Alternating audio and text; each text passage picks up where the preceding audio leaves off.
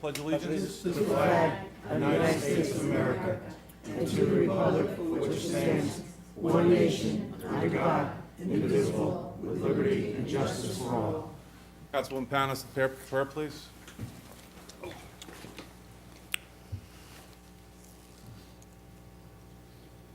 O Lord, bless thy servants in the ministry of public affairs who serve thee in this chamber. Give them quiet minds and hearts that they may hear thy voice. Help them to know when to speak, when to be silent.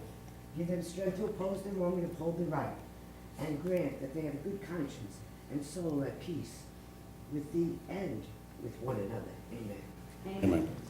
Please remain standing for a moment of silence. At this time, I'd like to have a moment of silence for all the men and women who are serving not only at home but abroad to protect our freedoms, our first responders, and for those that have given the ultimate sacrifice. Moment of silence, please.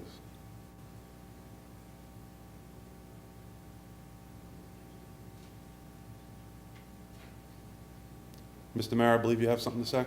Yes, Council President, thank you. At this time, I'd like to remember a close personal friend of many people in this room, a co-worker for a very long time for the Township of Old Bridge, Mr. Joseph Murphy, who's lost his battle after an illness, retired from the town a little while ago. And I can say that Joe was my first contact with this town so many years ago when I signed up for snow plowing. And Joe's 3 favorite words were curb to curb. And I thought about him often this weekend as we tried to push the snow as far as we could.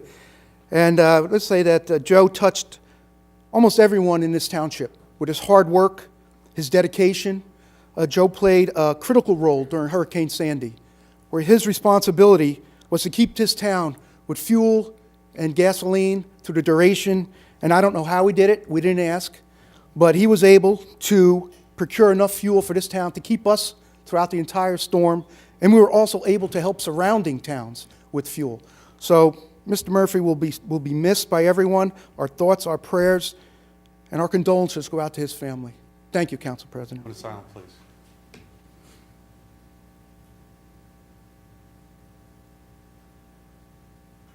Thank you. You can be seated, please.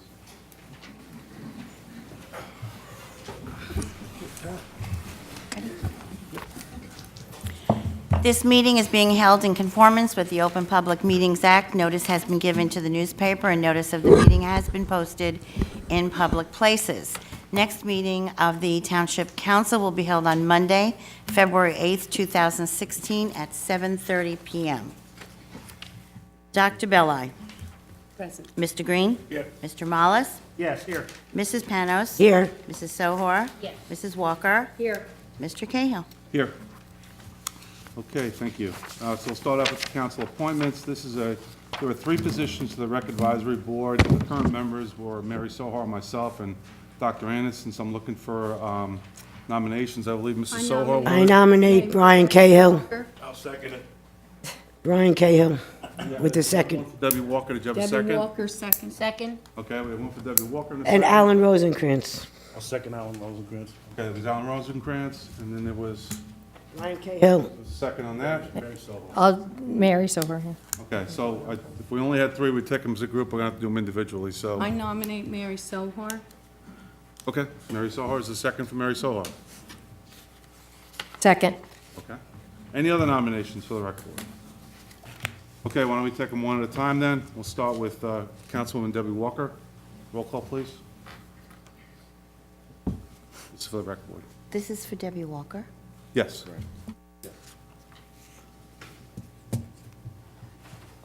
Dr. Greenberg. Yes. Mr. Green. No. Mr. Mollis. Yes. Mrs. Panos. No. Mrs. Sohor. Yes. Mrs. Walker. Yes. You want to change vote? And President Cahill. No. Mr. President, I want to change my vote on that. I misunderstood the order. Yeah. It's been, this precedent set the last meeting. You change your vote. All right, my vote's no. Okay. They have it all orchestrated. They have their ducks in Three a row yes. now. 4 no. Okay. Next person I heard was Alan Rosenkrantz.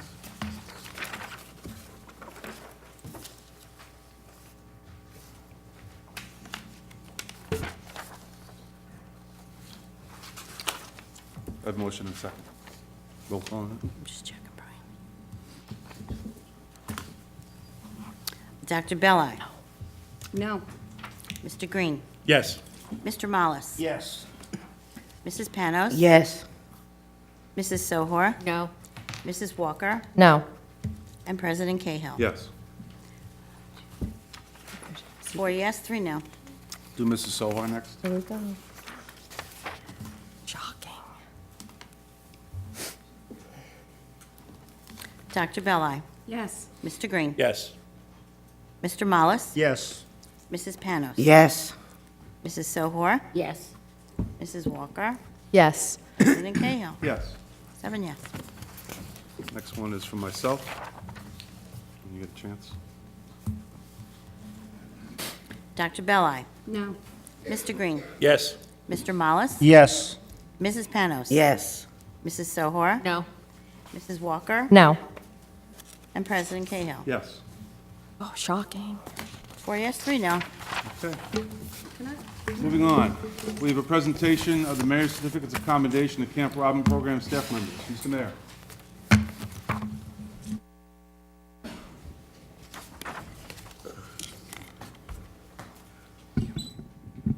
Council, I will just like to say thank you for this opportunity to recognize our Camp Robin program. As you all aware, it's one of our finest programs run in our town. It's very near and dear to my heart. The programs that we run here are just say so much about our community, that we're willing, we fund, and we support Camp Robin, along with all our volunteer organizations, as you know, the Elks, and just it's too many to mention that support this program in town. We're so fortunate for our residents to offer such a program. A lot of municipalities do not. They're privately run. Here we are very fortunate to have this in our town for our residents and residents from other parts of the community. So tonight, as I did last year, I'd like to provide certificates to everyone who participates in the program. And I'm going to ask Pete Pirro to come forward and help me. Pete is our leader. And I thank him for everything he does. He does a great job. I'm going to read Pete's certificate. They all say the same thing. The Camp Robin program is both a therapeutic and diverse recreational program focused on our children and young adults with special needs.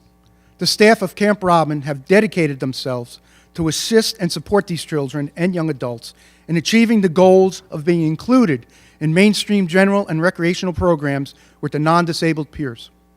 It takes special people to work and care for our special need participants. The staff of Camp Robin are devoted to this program, which is demonstrated through the many fun sporting events, Friday night fun programs, Special Olympics, and an outstanding talent show. On behalf of the people of Old Bridge Township and the Township Council, we want to extend our sincerest thanks and appreciation for all your hard work and commitment in making Camp Robin the great success that it is today. Pete, no one is more deserving than this. Pete, thank you.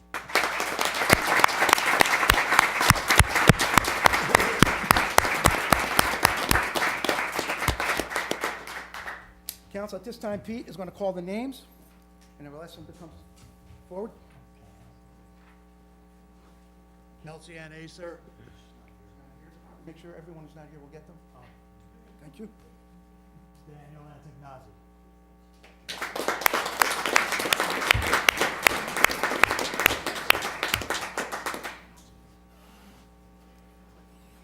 Thank you so much for all you do.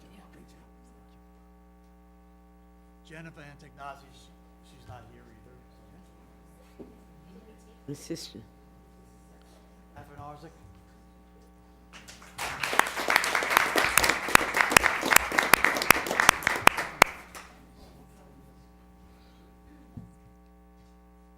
Kathleen Black.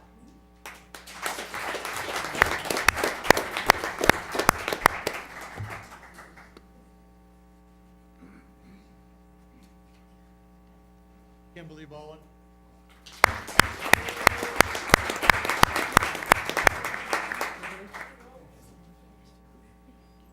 Christopher Bowen.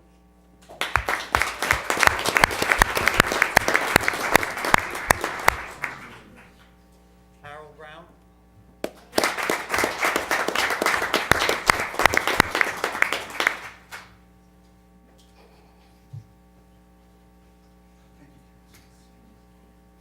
Ulrich Butcher.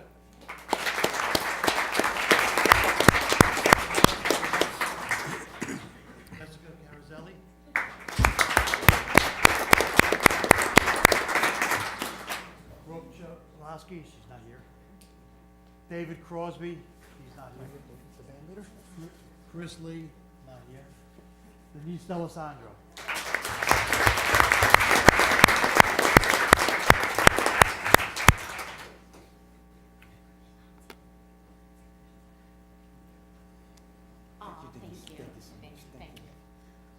Thank you. Michael DeMarco.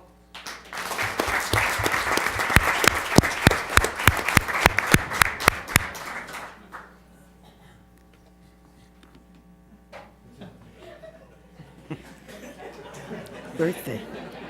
I think it's his folly.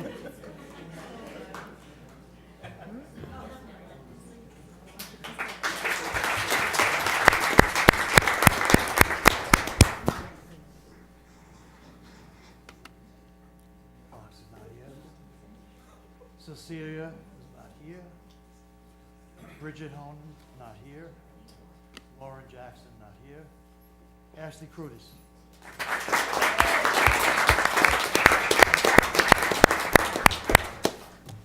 Anthony Maduka.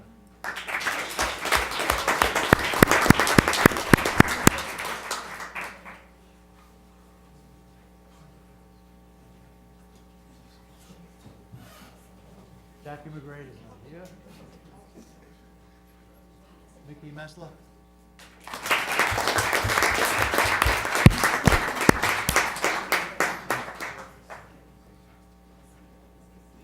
Christopher Malott is not here. Laura Nietzsche is not here. Carol is not here. Andy Robinson is here. The women's school. What was it not snowed in? Daniel DeRosa.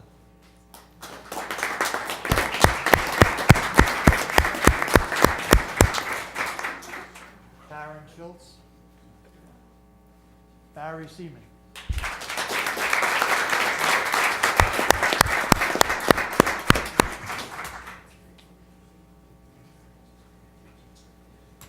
Jody Smith.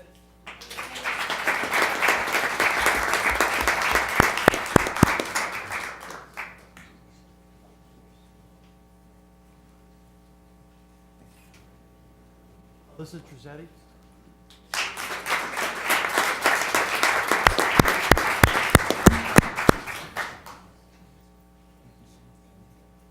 Carol Ambasalo.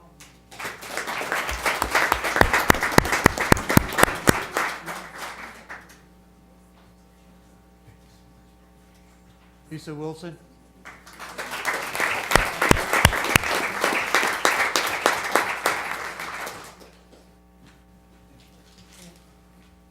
Rodney Shoham.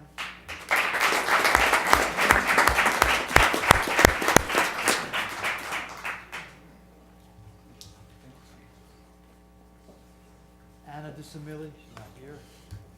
Jenna DiOrio.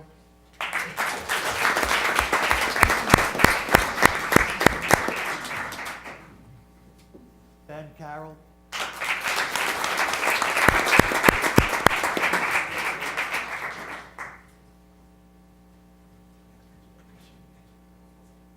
Timothy Keevans. Jennifer Tracasio.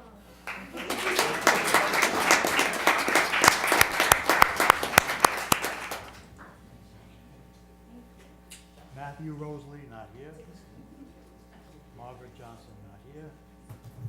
Christina Dietrich.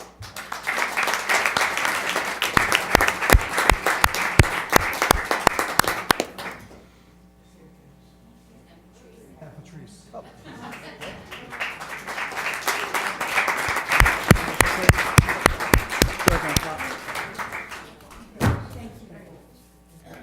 Thank you, everyone. Great job.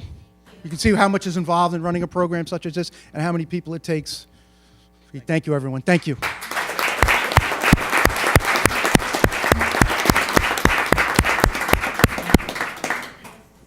Council, Good job by Kent Robin, as always. We're really proud to always recognize the Kent Robin efforts here. We're very proud as a mayor state of all the work you do day in and day out. If you guys would like to leave now, Council President, Council President, may I just say something? Excuse me, Camp Robin, people, I want to say thank you.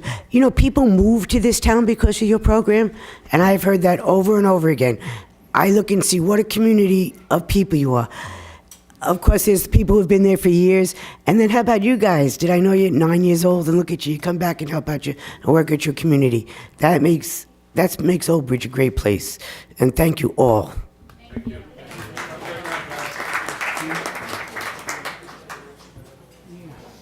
because he wants to get rid of it. Yeah, okay. Okay, good.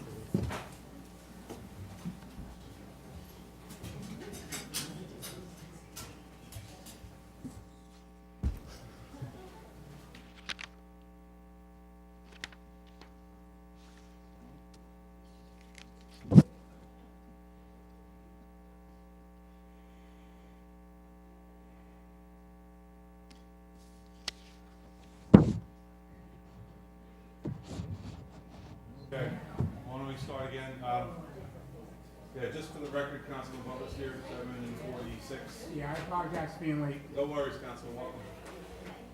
Okay, why don't we dive back into the meeting, please? Who has the bill list? Councilwoman Balance has the bill list. Please grab that, please, off of the desk.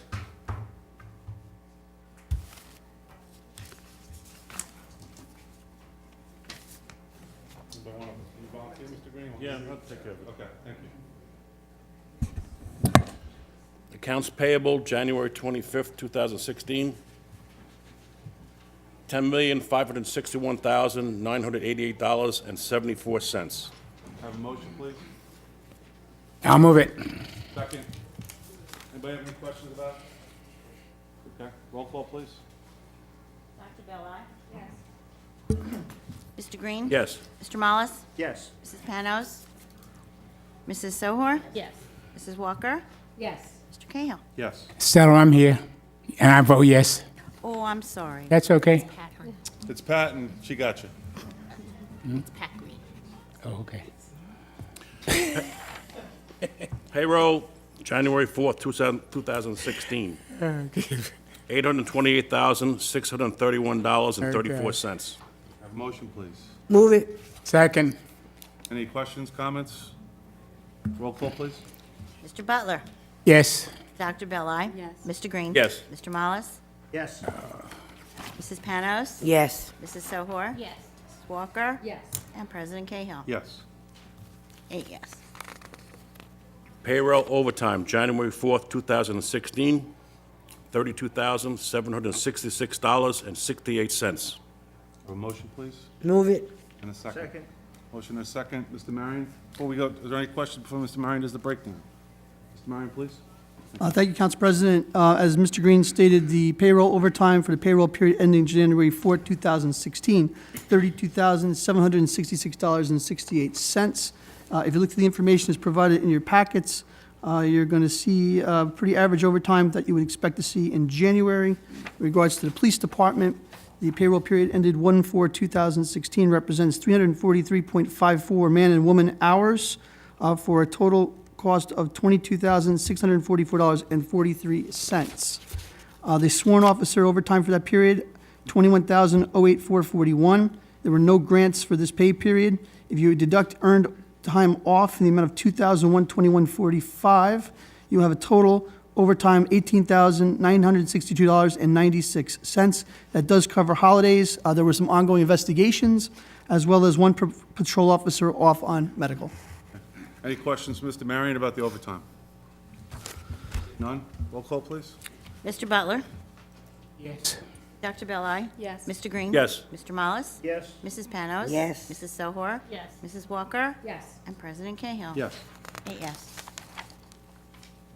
Payroll, January 19th, 2016, Oh, $1,076,410.60. 10. Have a motion, please, Move it. and a second. Second. Any questions? Roll call, please.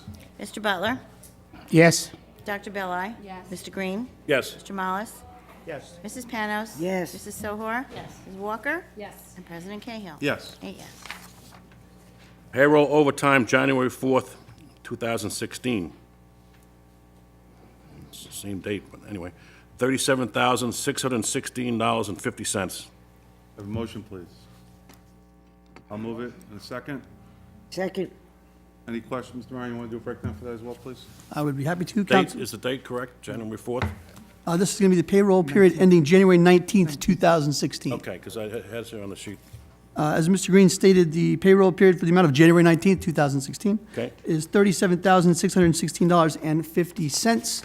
Again, taking a look through the information provided to council in their packets, you're going to see a uptick in buildings and grounds.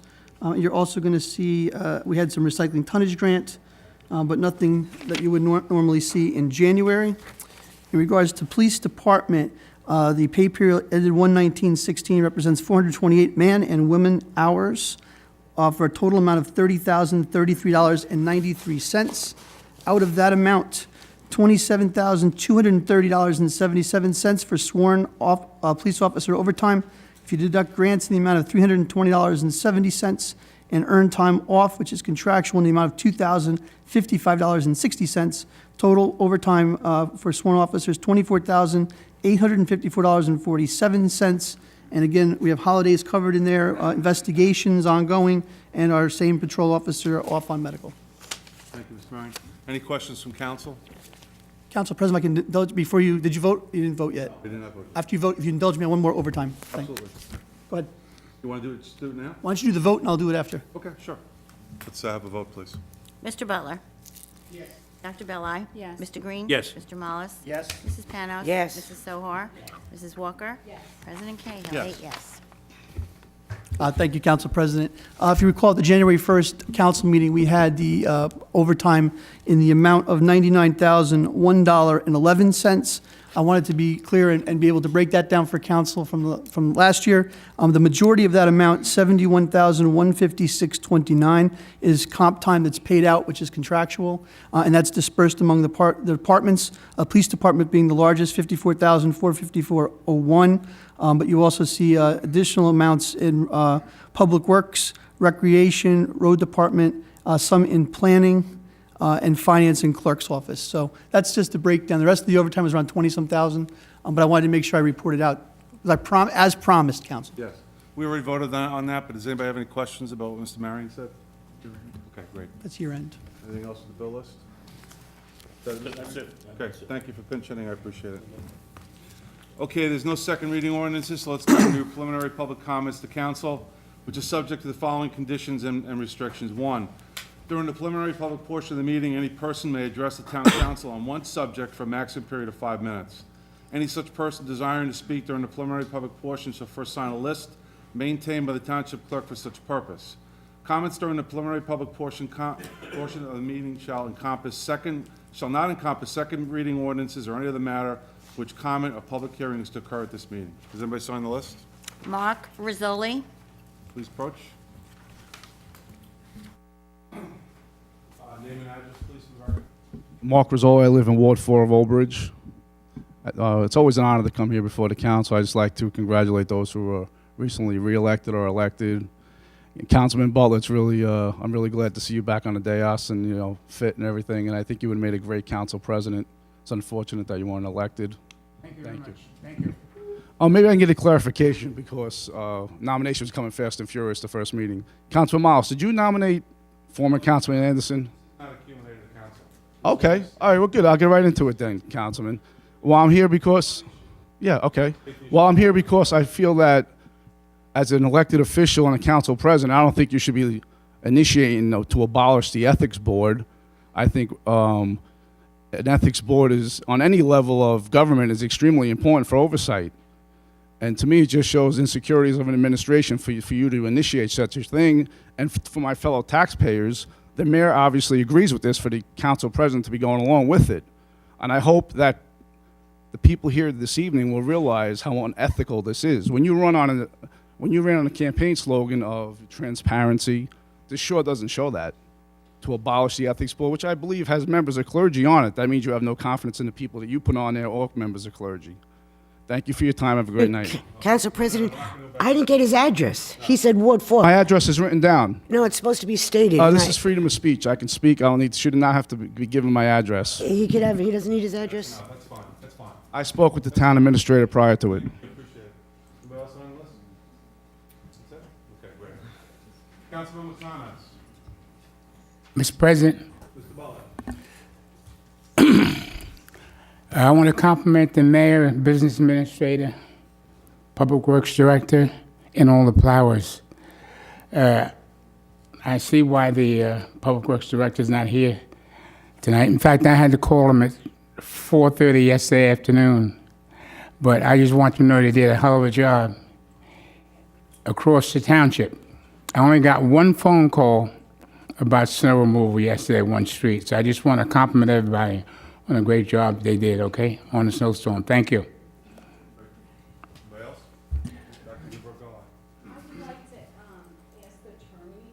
Yes, I would like to ask the attorney for her opinion on the open public meeting law, otherwise sometimes called the Sunshine Law, to find out what constitutes a meeting, and if you can give me opinion on that with a council meeting. A meeting. If you want to, I can put together a memorandum to address all council on that issue. It's not a problem.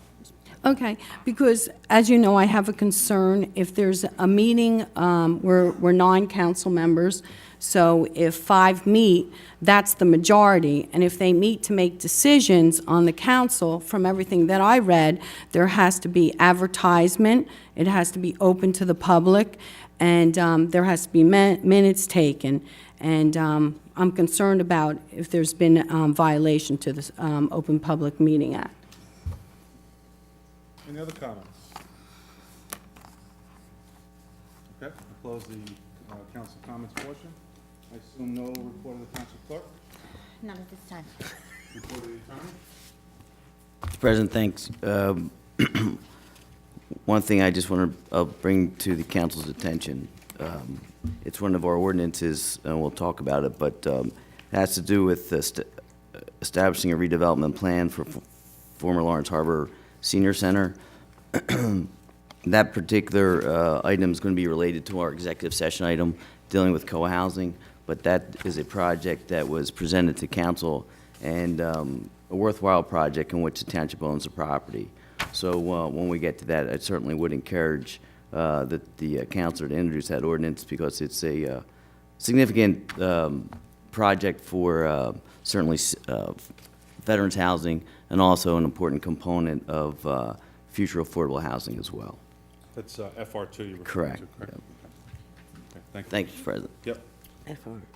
Ms. Marion, administrative report? I don't need to, a motion to accept that, do we?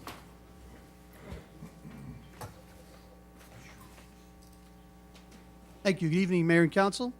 The administrative report for January 25th, 2016. Item number 1, the Governor's Council on Alcoholism and Drug Abuse Municipal Alliance for the Prevention of Substance Abuse Grant Program. This program seeks to promote comprehensive and coordinated efforts at the local level against alcoholism and drug abuse through prevention, education, and public awareness activities. State funding derived from the Drug Enforcement and Demand Reduction Program Fund is provided on a per capita basis to municipal alliances to support approved county and municipal-based alcohol, tobacco, and other drug prevention programs. Each year, the Old Bridge Municipal Alliance applies for funding under this program.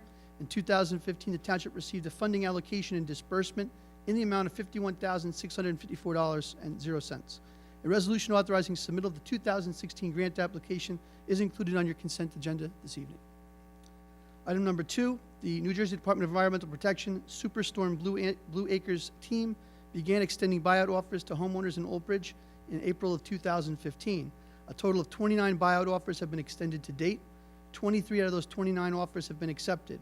Hard copies of our January 19, 2016 Old Bridge buyout status summary report have been forwarded to the Township Clerk's office for distribution to council. I do know we're up to, I believe, 8 full closings, and once we hit the 12 closing mark, we'll be coming to council to discuss the demolition process. And that happens, I guess, when there's 12 homes in that area. So that's moving forward, and we'd like to thank everybody for their patience, and it's long overdue. Item number 3, to report out on December 16th, the Township Division of Tax Collection held a 2015 tax sale. At the sale, 4 efforts at the local level against alcoholism and drug abuse through prevention, education, and public awareness activities. State funding derived from the Drug Enforcement and Demand Reduction Program Fund is provided on a per capita basis to municipal alliances to support approved county and municipal-based alcohol, tobacco, and other drug prevention programs. Each year, the Old Bridge Municipal Alliance applies for funding under this program. In 2015, the township received a funding allocation and disbursement in the amount of $51,654.00. A resolution authorizing submittal of the 2016 grant application is included on your consent agenda this evening. Item number 2, the New Jersey Department of Environmental Protection Superstorm Blue Acres team began extending buyout offers to homeowners in Old Bridge in April of 2015. A total of 29 buyout offers have been extended to date. 23 out of those 29 offers have been accepted. Hard copies of our January 19, 2016 Old Bridge buyout status summary report have been forwarded to the Township Clerk's office for distribution to council. I do know we're up to, I believe, 8 full closings, and once we hit the 12 closing mark, we'll be coming to council to discuss the demolition process. And that happens, I guess, when there's 12 homes in that area.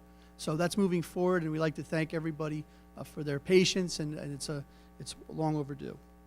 Item number 3, to report out on December 16th, the Township Division of Tax Collection held a 2015 tax sale.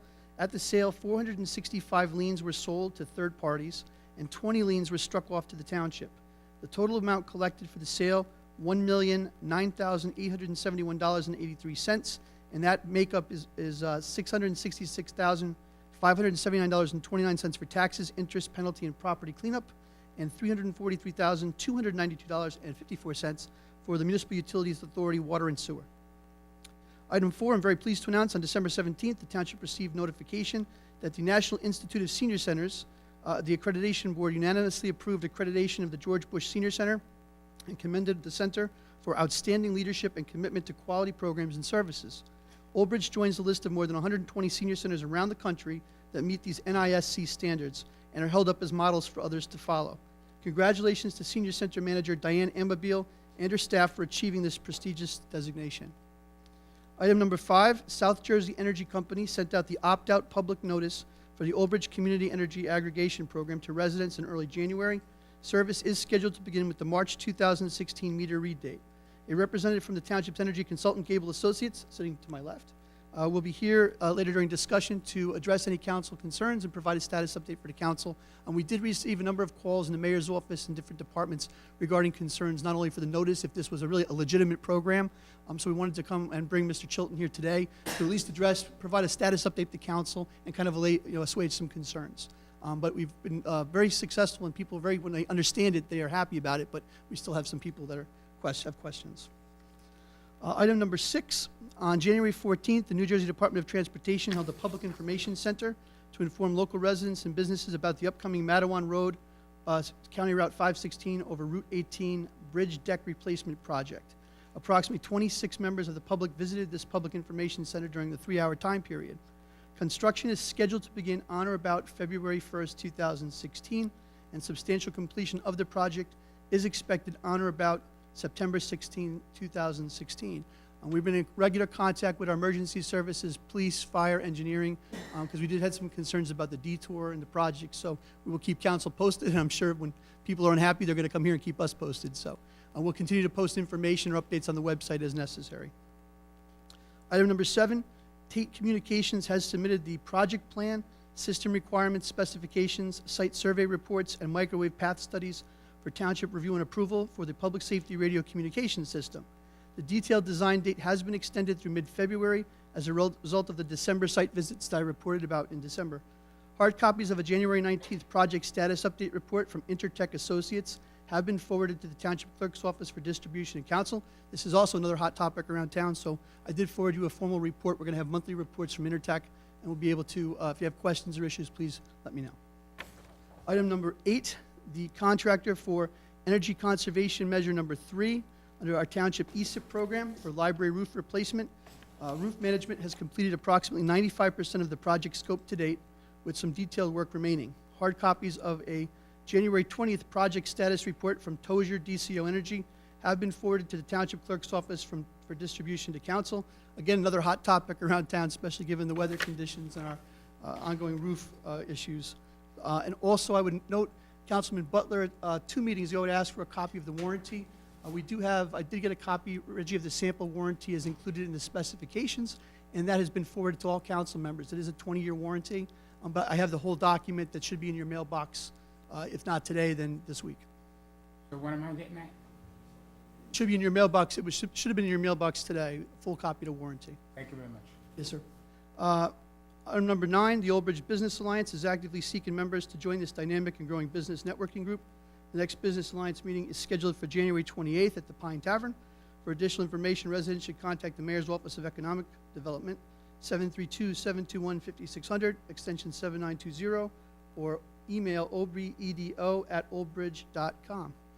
A reminder to residents, item number 10, the Township Division of Tax Collection will be open Monday through Friday between the hours of 8 and 5 during our first quarter tax collection period. The tax office will also be open between the hours of 9 and 1 on February 6th and between the hours of 8 and 7 on February 10th. And for additional information, residents can contact our Division of Tax Collection. Item 11, just an upcoming reminder, of February 12th, 2016 and February 15th, 2016, all municipal offices will be closed for business in observance of the Lincoln's birthday and President's Day holidays. And finally, on item number 12, the State Division of Local Government Services has notified municipalities that the Local Finance Board has modified the statutory dates for introduction and adoption of municipal budgets for calendar year 2016. The statutory date for the introduction and approval of the budget has been changed from February 10th, 2016 to March 18th, 2016, and the statutory date for budget adoption has been changed from March 20th to April 22nd. The mayor's proposed budget, like last year, will be transmitted to council in mid-February. We're going to probably have a finance committee meeting on February 8th to discuss a couple of items, and then becomes council's budget. We're going to do the same process as last year, where we have the subcommittee meetings for public subcommittee, and we're not going to mess with the program. So look forward to the budget. And just very briefly, not on the agenda, I would say that we got, between the mayor's office and public works, we got close to under 50 calls today of complaints. We did have some issues in Country Place, Knoll Court, Maidenwood, Society Hill. Barbara Grippy in Public Works and Spencer have been tracking those and closing them out as we funnel them down to Public Works. So, it's a very tough storm, a lot of compacted snow, a lot of issues when we were driving around checking stuff out yesterday, but, again, the volume was tough. So if anybody has any complaints at home or questions or issues, now we got a lot of people get snowed back in by the plowers and everything, please let us know and we'll try to address them as soon as we can get out. So that's my report. Any questions, Mr. Manning? Councilman Walker? Chris, I have a question about the public radio system. Public safety radio? Yes. Sure. I believe January of last year, we initially voted to move forward with it. Can you give us a status update of when, I know at the time we thought it would be up and running by this January. Right. Can you tell the council when you really think it's going to be up and running? Implementation is expected, final full implementation of the core system, I'm going to say November of this year. Sergeant? I'm just concerned because, as you know, the system has crashed quite a few times recently, and this week it did crash I a few would say times. not recently. I would say over the last 10 years it's crashed. Yes. And by crashed, I would say it's been always no safety issue because police department is on site to address those issues. But the core system itself takes, the design and implementation phase takes time, and so we're trying to get up as soon as possible, but that's where the system is. But I think we don't want to create a situation out there where people think there's a safety issue. The safety is paramount, so we have people on site to address that. Yeah, well, I'm concerned because, as you know, my husband's a volunteer fireman, and I am concerned of his safety and the residents. I also want to ask you a question about the warranty on the radios. What is the warranty on the radios And which radios? right now, the handhelds? I don't have that information, Mrs. Walker. I think that we have two sets of radios. We had the P25 compliant radios that were for the fire departments and for EMS, and then there's the single band radios that were for the police department. The fire department radios were distributed. The police department radios will be distributed when the core system comes online. So I can get the warranty information from the police department. Be happy to provide that for you.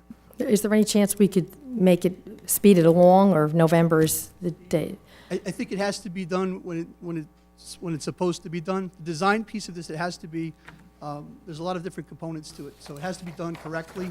Again, we're trying to increase and improve the coverage of the radio system, and we know what those blank spots are. Some of the ultimate work is going to involve site work, like on Marlboro Road we'll talk about tonight. So there's a lot of pieces to it. It's not just the handhelds and the regular. Oh, I understand. That core system is something that needs to be done correctly. Thank you. Any other comments? Yeah, just want to continue with the, radios. So the fire departments and the EMS are using them now, For the handhelds. for the handhelds, but the dual-band police handhelds- aren't using the handhelds. No, they're using existing handhelds. They have dual band radios that will come on when the new system, core system comes on. The fire departments, we had, and you actually weren't here, so you wouldn't know. We had entered into agreements with the license agreements with the fire departments and the EMS squads to distribute those radios. They wanted to bring those on as soon as possible, so we ended up working with them. They're also going to pick up the cost for reprogramming those radios when the system comes online, but they wanted to get them into play quicker. And the police didn't want to, but once the police start using them, they can all communicate. Is that how it's going to Oh, work? absolutely, yes. So, but right now, the police chose not to use them? I don't understand They why. have their existing radios, everybody communicates. The problem is that the new single band radios, when they're brought on, they're going to be all reprogrammed at the same time, so the core system will bring everybody together. Okay, but the delivery for the policemen's radios are already here. The delivery for the Yeah, policeman's radio? well, they were part of the package. Did they come yet? No, they're not on site. They're not on site. Okay. Okay, thank you. Thank you. And also, one other question. In the fall, I remember there was questions, I don't know whether it was ever followed through with a spectacular or something, that there was discussions about that. You were going to get back to the council with the information. I will speak with that in executive session. Okay, thank you. Yeah, Chris, you mentioned that there's a representative to talk about the energy aggravation program. Yes. I just want to make sure that we get him in to speak at some point in He's time. to my I don't know. left, Mr. Chilton, the Executive Vice President from Gable Associates, will be up at discussion. Okay, good. The other thing is, on the bridge deck replacement. Yes. At 516 and 18. I think maybe it was mentioned, but I just want to hear it again. Is it going to be closed to all traffic or only some traffic, going one way or another way, eastbound or westbound or? I believe that the closure is going to be one way. Closed westbound, open eastbound all the time. Open eastbound all the time? Closed west, okay, good, thank you. Council President? Council The President? question was, You guys missed me for the new year. I know. So I just want to say on number one, this grant that we're applying for, I am very happy with that we build on that from last year with the prescription drug that's out over here, that people could drop their prescription drugs off.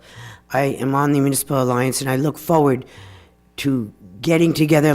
There's been a couple of grassroots organizations that we all work together, because this is a problem not only in our town, up and down this state, and we're going to nip it, working together, along with the Municipal Alliance and the money they get.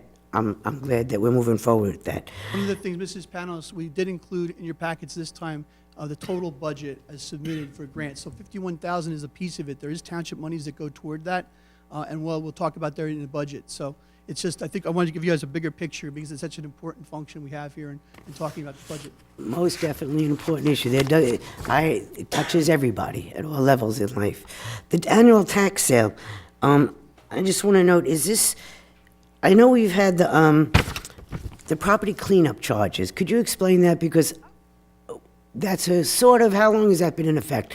When there's a lot of houses or residents call and complain, oh, my neighbor's house is this and this, is that where some of this lien came from? Those are the charges, the liens placed for those properties in which the township has to contract and get cleaned up. So we clean it up and put a lien on the house? I believe so, yes. Or on the properties. Okay, thank you. And then last, number 6, the Old Bridge Mattawan Bridge Deck. That has been a thorn in my side for, I don't know, that started out about maybe 2004, and they were going to do this massive project and all these meetings and all these studies that never came to fruition. Thank you. When I went down to Trenton to look at that meeting, we had the OEM, we had the police department, we had engineering. I was impressed with each representative from our township who spoke. So I have to say that. You didn't say much, though, but I'm only teasing. I'm very pensive in those meetings thinking. I know, but engineer, OEM, and the police department were excellent. And the public meeting that we had here, there was everybody here to answer every question with maps, which, by the way, it's going to be closed, coming from the township going towards South Old Bridge. all you'll have to do is go up Route 18, go to the first U-turn, come around and come back down, and then you get back on Englishtown Road. The other way is going to stay open. Just to clarify that, okay? And thank you very much. One more. Comments, Mr. Marion? Mrs. Soho? Like to add my congratulations to Diane Amabile and her staff at the Senior Center. That was an amazing award that they were This given. accreditation. Accreditation, rather, that they were given. Five-year accreditation. Yeah, that is something that's really very special, and it takes a lot of hard work. I think we have a really good senior center, and I just want to congratulate her and the staff as well. Any other council comments on the administrative report? Mr. Marion? Just one more thing to look in your council packets. I did ask our CGP&H, which is our third-party administrator for our affordable housing program. We've employed them, that's for Dr. Greenberg, for the last 2 years, to give us an end-of-year report, December 31st, 2015. And I did transmit that over there to you guys today. If you have any questions, please let me know and give me a call. Okay, a motion to accept the administrator's report, please. Move it. A motion and a second? Second. Roll call, please. Yes. Yes. Yes. Yes.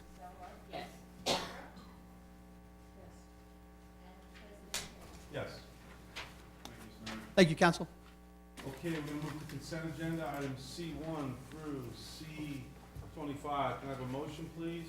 I'd like to separate 18. Move it. Wait. Just a motion and a second to introduce it. Second. Okay, I'm going to go to the public, please. Anybody from the public want to be heard on items C1 through C25? Seeing no hands, I'll close the public portion. I'll take separations. I'll separate C9 and C10, and then C19 and C25 for extension. C9, C10, I'm sorry, the cluster. C19 and C25 for extension. Okay, C5 and C22. anybody else? C18. C18? Yes, sir. C4 and C19. Get into the separation. Any other separations? C2. C11 and C12. Council President, I have no separations. Oh, good. Okay. What else have any separations? Reggie, you want to try some? No, I'm just move the balance. Yeah, I'll move the balance. I second. Move the balance, a second on the balance. We have a second on the Yes. balance? Yes, second. Second on the balance. Roll call, please. Mr. Butler?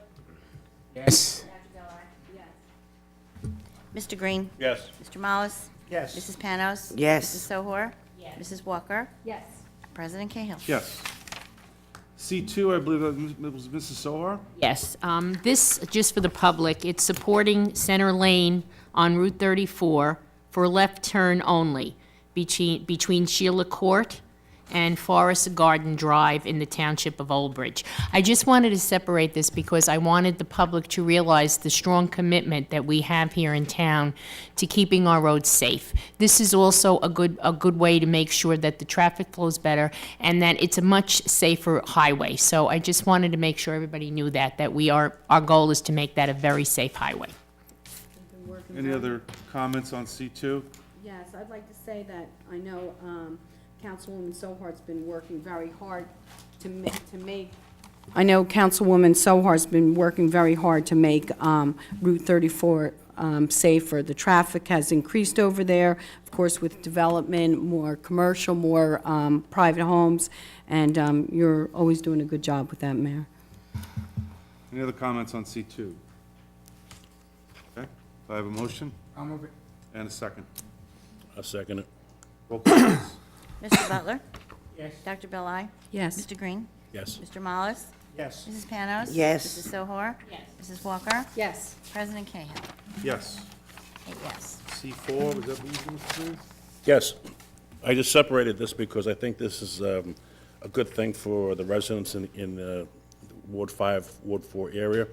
What we're doing, I always say that New Jersey is not pedestrian-friendly, but what we're doing here is we're establishing additional bus stops on 516 is Sherwood Lane, and Galb Road, and also White Oak Lane. And I think it's a great thing to help the residents access transportation to and from Jersey City or this New York City. So I just wanted to alert the residents that that's what we're doing, and I think it's great. Thank you. Any other questions on C4, comments? Seeing none, can I have a motion, please? Move it. And a second. Motion and a second. Roll call, please. Mr. Butler? Yes. Dr. Belli? Yes. Mr. Green? Yes. Mr. Mollis? Yes. Mrs. Panos? Yes. Mrs. Sohor? Yes. Mrs. Walker? Yes. President Cahill? Yes. And C5, is that you, Mr. Green? No. Who had C5, I'm sorry? Mrs. Walker. Mrs. Yes, Walker? that was me. I just want to ask a question. As far as last year, I remember discussing the renewal of the Raceway Park license about the fee. How long has that fee been consistent? Does anyone have an answer for that? What's the question? Probably 50 years. The fee has not changed. I know last year we had discussed about the possibility of changing the fee. I'd have to defer to the clerk's office for the license renewal. I can probably tell you we could provide you with some type of a breakdown or historical, but my understanding is it hasn't changed. I don't recall that specific conversation, Mrs. Walker, but I'm sure we could find out. Okay, thank you. Yeah, in reference to that, I would like to ask, Dr. Greenberg-Belli? Go ahead. yes, the purpose of the fee and, why is the fee in place and how's it determined? Okay. Can we get that to everybody on council? I think that would be fine, yeah. Great, thank We'll get you something. I know the clerk's office does do the license and renewals, and when Stella gets back, we'll put something together for you. Terrific. Any other comments on C5? Should we table C5 till we get the information? Do you have a do you have a Well, motion to yeah, we table? all have a motion to table C5. You need a second. Second. A motion on the table, there's a motion and a second to table C5. Roll call, please, on the table. Mr. Butler? Yes. Dr. Belli? Yes. Mr. Green? No. Mollis? No. Mrs. Panos? No. Mrs. Sohor? Yes. Mrs. Walker? Yes. President Cahill? No. 1, 2, 3, 4 yes, 4 no. I want to vote without having So it's information. a push. Yeah, we need the Goes on the next information. agenda. Right? Yeah. I'll have to push it to the next agenda. Okay, C8, was that Mrs. Walker? No, No? Who was it? Mrs. Sohor? it was Mrs. Mrs. Sower. Sohar, apologize. Yeah, I just would like Same thing. clarification as to there's an increase there to this contract for 2.90%. Can you tell me what went on that caused this to increase? Sure, Mrs. Soar. Let me, just for the public, item number C8, approving change order number 1 for contract 2015-40 with Abazine Design, Inc. for the rehabilitation of Old Bridge Township Administration Building restrooms to adjust the contract amount from $113,200 to $116,480, an increase of 2.9%, which is dollar amount $3,280. Essentially, when the construction began, Mrs. Sohor, there were 4 vanity mirrors that had to be removed. They were actually glued. They were actually glued to the wall and had to be taken out. Also, we had 4 steel lintels, which are those structural supports that had to be added. So there's a full memo in your packages from the township engineer. But again, during construction, this is luckily only $3,800 because I found bigger errors, bigger issues that we had to address as we went along with construction. Could I ask something on that C8? Walker? Are you done, Mrs. Sower? As far as is there a time frame the bathrooms are supposed to be completed? According to contract, construction is supposed to be 60 days after award of contract, so we should be seeing things. I know they were doing tiles today, and we hear those jackhammers now in my sleep. So we're on track then? I'm sorry? We're on track to be finishing? I think we're going to be on track to be finishing soon. Okay, thank you. Any other comments on C8? I have a motion on C8, please. I'll move it. I need a second. Second. Roll call, please. Mr. Butler? Yes. Dr. Belli? Yes. Mr. Green? Yes. Mr. Mollis? Yes. Mrs. Panos? Yes. Mrs. Sohor? Mrs. Walker? Yes. President Cahill? Yes. Yes. C9 and C10, Dr. Belli, is that together, or you want to? We could do it together. That, I want to know why, my question is why it's 345 days past the time of when it was supposed to be done. What, the West Avenue drainage? Yes. All right, just for the public council president, if you'll indulge me. Yes, Extending professional services contract, item C9, with CME Associates by $7,500 from $62,000 to $69,500 to provide additional engineering services for the West Avenue Stormwater Relief Project.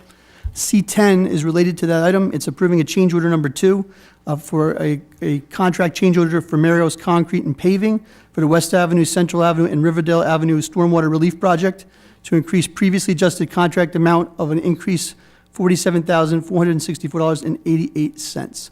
This project, we had started, I believe, maybe a year and a half ago, we had awarded a contract. During the course of the project, there was vandalism where the pipe was actually set on fire and caused damage to work that was previously done. We also had some additional drainage and sanitary lines that had to be worked out with the Duhernal folks, so that took some time. So the additional extension really was related to CME had to discuss and work out those specific issues, and then we had to do additional work on the project because of the vandalism that occurred. Also, I think the other smaller amount, part of that increase involves trees and buffering for one of the neighbors there, who really, I guess it was worked out that they would have trees buffering them from whatever improvements were made. My question isn't with the fee to CME. The question was why it took so long, and maybe if they got it done in a timely fashion, there possibly wouldn't have been the vandalism. But when there's vandalism, usually a company has insurance to cover that. So that's the question, why did they have that in place? The contractor has whatever insurances were included in the bid specifications, but I know there were some issues with that drainage and things that they had to work out, Dr. Belli. I could find out additional information from the project manager, but I don't know if I can answer your question fully right now.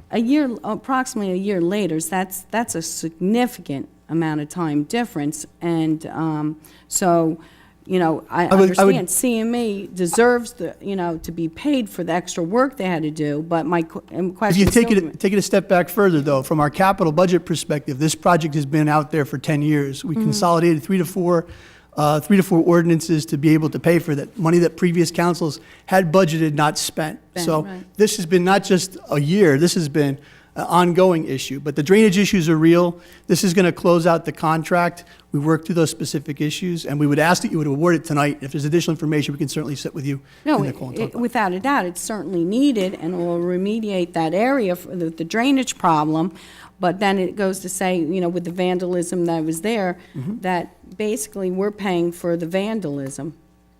And I don't understand why a company doesn't have insurance to cover. I'd have to look and see what that cost would be and what was included in the specifications, but I could certainly find that out for council.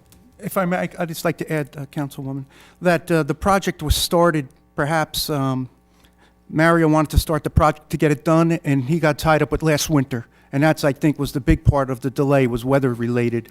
The vandalism occurred on the pipe after it was installed and backfilled and he was completed. So I don't believe he assumed responsibility for the pipe at that time. It was just someone lit a fire in the pipe and it collapsed. And at that time, there was an impending storm on its way. So we had to use additional resources to get down there, excavate the end of that pipe, and make sure that it was operational. So I think there was a series of events that caused the delay. It was just an act of vandalism that caused this additional funds. But in no way would I blame the contractor after he buries a pipe and someone goes inside of it and starts a fire. It's not, it was his material, it wasn't stored. So I can't blame the contractor for that. Well, certainly in fact, with I that asked if we're insured for something like Yeah, that. certainly with that explanation, it was buried and done. Just one and other that's point. why I asked the question. Dr. Gator, the other point too is with CME in particular, think about for a year extension of work for $7,500. No, like I said, Very I- pleased with that bill when it came rolling in. No, I have no problem with the bill from CMA. I just wanted clarification, and certainly that project is long overdue, and I'm sure the residents there and throughout the whole town, it's glad it's going to be done because it will save a lot of problems in the And future. it's a very impressive project if you go there and see it. It's a wall that was constructed behind a number of homes. It was a 5-foot diameter pipe. We're talking a pipe that you could walk through. Was installed for approximately a half a mile Right. from West Avenue through the Duhernal property, around and through water mains, and there was easements, and there was a lot involved in it. CME did a great job staying on top of the contractor. and we're just glad it's done now. It was a long time getting there. It was one of the projects that we took personally when we have here, and why isn't this done yet? It's been talked Right. about for years and years and years. Money set aside, and it was never done. Why? And we found out why. We got it done. It didn't go the way it was supposed to go, but it's done now, and Well, thank you for the Things do happen. explanation, and I'm sure, the residents would want to know. the town's better off why. right now than it was Okay. before this project started. Thank you. Council Any President? other comments on C9 and C10? Yes, I do. I know you're new to the council, Councilwoman Greenberg Belli, but there's certain protocols at the council. One is to do your due diligence. Okay, this has been out there since Friday. You could certainly call up and get these questions answered and save time. The other would be professional courtesy. I understand that you could see that Miss Councilwoman Sohar works on Ward 2 and such a road. I've been that councilwoman down there working on this project for 13 years. You are more than free to pick up the phone and call me anytime. I'll walk with you. I'll talk with you. I'll bring you to the neighbors and introduce them. So there's due diligence and professional courtesy. As far as the residents being happy, they are thrilled. Maybe you could have walked down there and questioned them over the weekend to see if there was any flooding or anything like that. When it comes to Ward 6, please feel free to pick up that phone and call me anytime. I Okay? have no problem Thank with you. Mr. Marion and Thank you. and Mayor Henry, and I don't need to be schooled by Council Vic. Time out. I'm running this meeting, not you. Yeah, Are you done, Councilman? I'm done. Okay. Anybody else? Yeah, I think she has a right to respond. She was personally attacked. Okay, well, let's easy on the attack. I'll get to Dr. Green. I think the residents at home Somebody have a else wants right to hear Councilman Walker, why just things calm- are separated. Calm down, take a break, take a breath. Does anybody else want to comment on C9 and C10? I didn't mean to personally attack anybody. That was an invitation to call me. Please, stop. Anybody else want to talk? Great, Dr. Greenberg Belli, please. Thank you. Yes, please. I can certainly speak for myself. I can certainly ask any question I want, and I do my due diligence, and I don't need to be schooled by someone else. Thank you. Mr. President, Mr. Butler.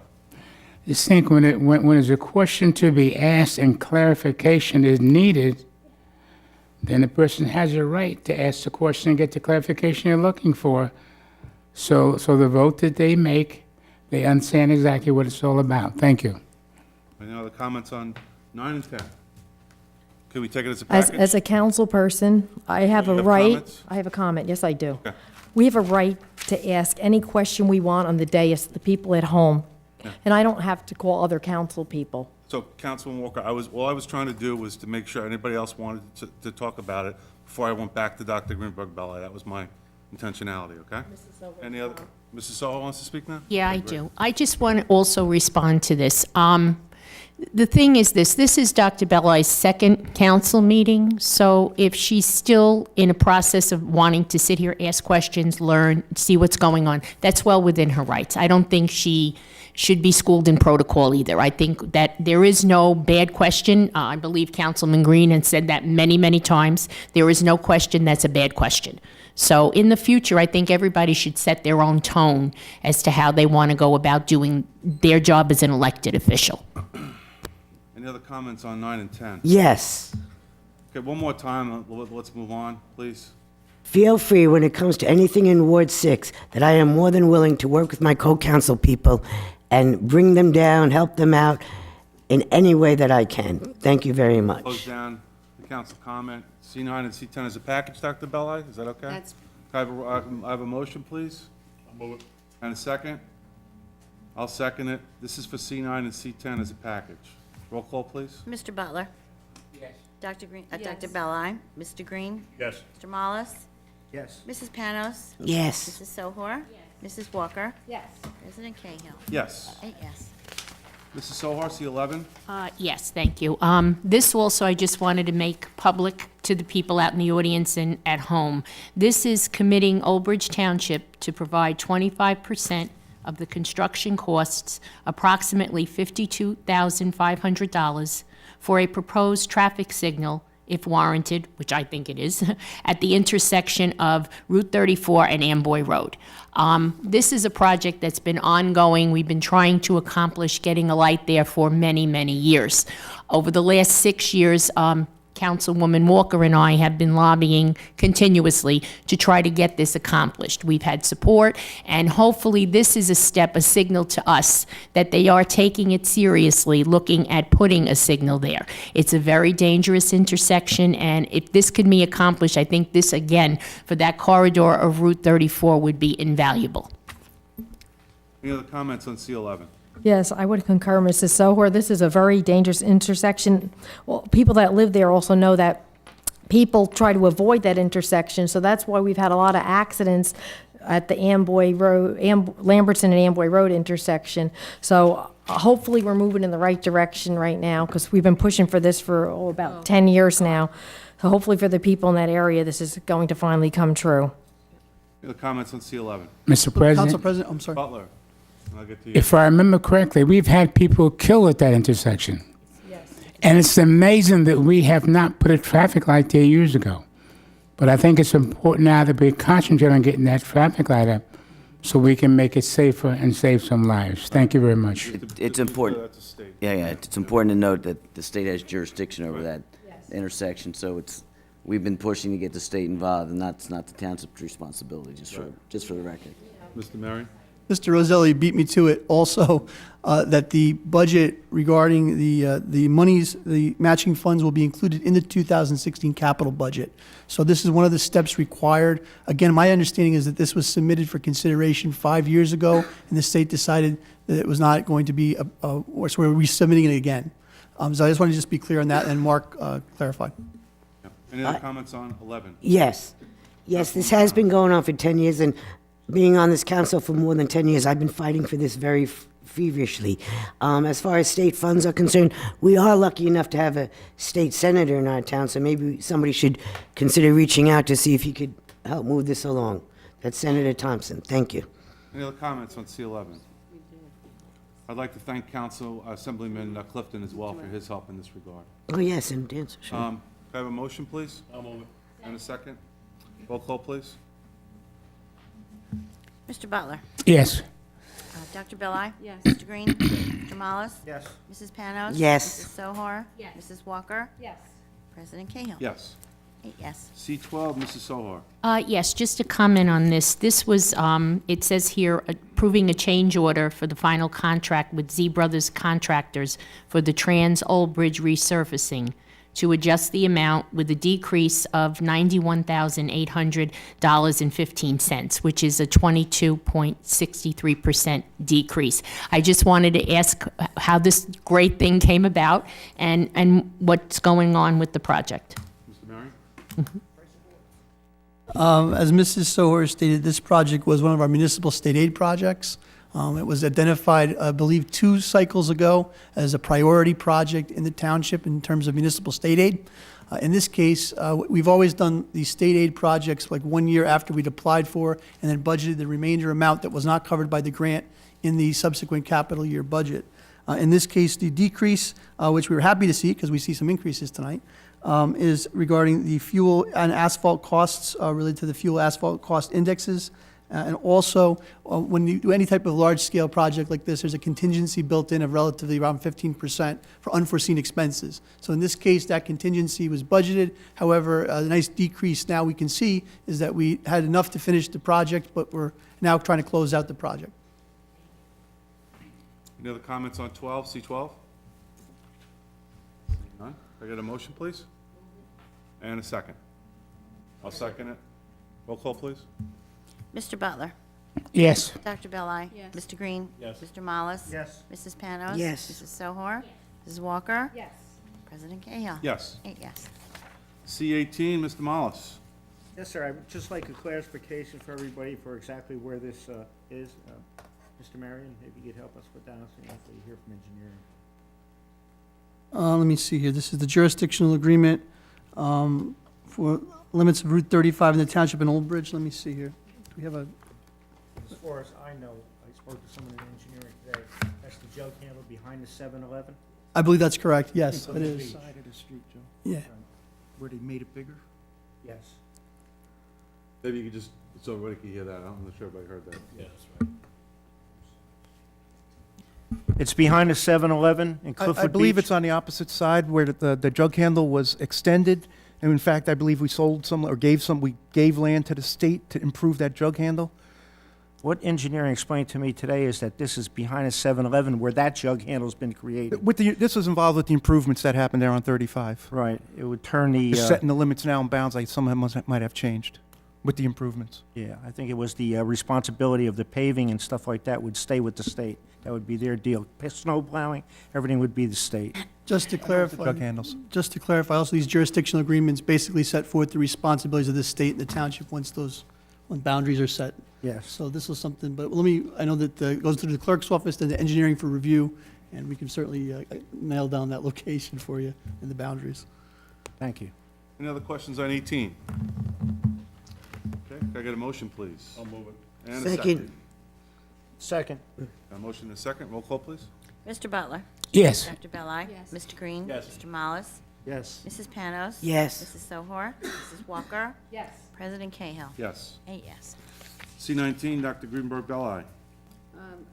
Just for abstain. For abstention? Okay. Anybody else have any comments about this before we vote? Okay. I need a motion, please. I'll move it. Second. Second.